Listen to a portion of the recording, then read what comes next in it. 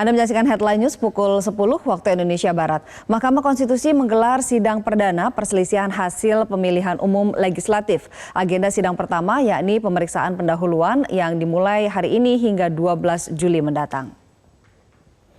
Sebanyak 64 perkara dari 5 provinsi akan disidangkan hari ini. Sidang diselenggarakan dalam 5 sesi, mulai pukul 8 hingga 16 waktu Indonesia Barat. Dari tahapan pemeriksaan pendahuluan hingga sidang pemeriksaan alat bukti dan saksi, sidang akan dipimpin oleh 9 majelis hakim yang terbagi ke dalam 3 panel.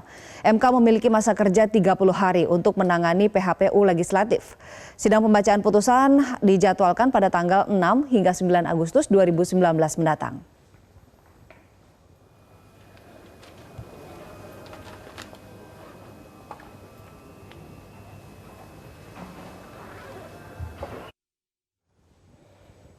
Mahkamah Konstitusi membuka masa sidang perkara perselisihan hasil pemilu atau PHPU legislatif mulai hari ini. Informasi selengkapnya akan disampaikan Marcelina Tumondo langsung dari Gedung Mahkamah Konstitusi. Marcelina, bagaimana jalannya sidang pada hari ini? Ani, sidang PHPU legislatif atau perselisihan hasil pemilu legislatif di Mahkamah Konstitusi hari ini sudah dimulai. Sesi pertama ini dimulai pada pukul 8 waktu Indonesia Barat, namun tadi sempat molor sekitar 30 menit dan dimulai pada pukul setengah 9. Kemudian di hari ini Mahkamah Konstitusi akan menyidangkan sebanyak 64 perkara dari 5 provinsi. Kalau di sesi 1 ini sudah digelar ada 3 provinsi, yaitu Provinsi Jawa Timur, Provinsi Papua, dan juga Provinsi Jawa Barat. Selain Jatim, Jabar, dan juga Papua, 2 provinsi lainnya yang akan disidangkan hari ini adalah dari Provinsi Aceh dan juga Maluku Utara.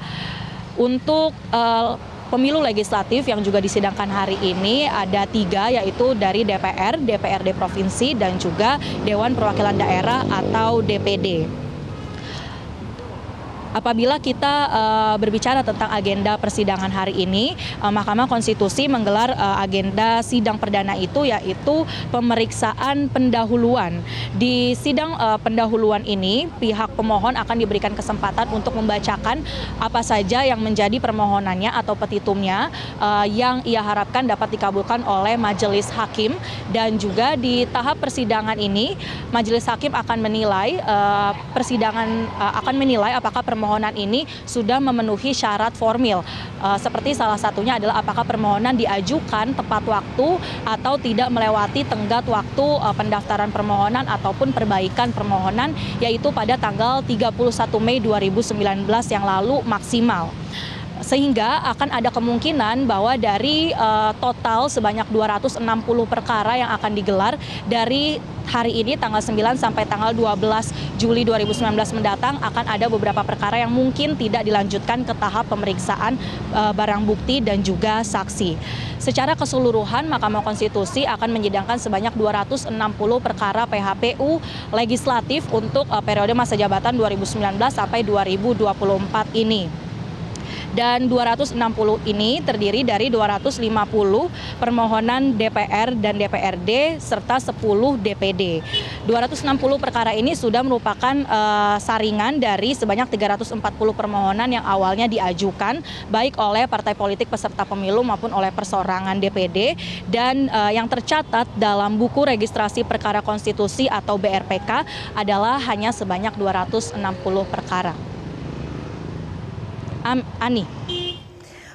Marcelina, bisa Anda jelaskan apa sebenarnya perbedaan antara sengketa hasil Pilpres dan juga Pileg? Berdasarkan informasi yang kami awak media dapatkan dari juru bicara Mahkamah Konstitusi yaitu Fajar Laksono, secara garis besar tidak ada perbedaan yang cukup signifikan dalam tahapan persidangan PHPU Pilpres dengan PHPU legislatif ini. Namun salah satu hal yang berbeda adalah dari formasi majelis hakim di persidangan PHPU legislatif ini. Apabila saat PHPU Pilpres kemarin, hakim ini mengadakan sidang atau melangsungkan sidang sidang secara pleno di mana 9 hakim ini berada dalam satu sidang secara bersama-sama.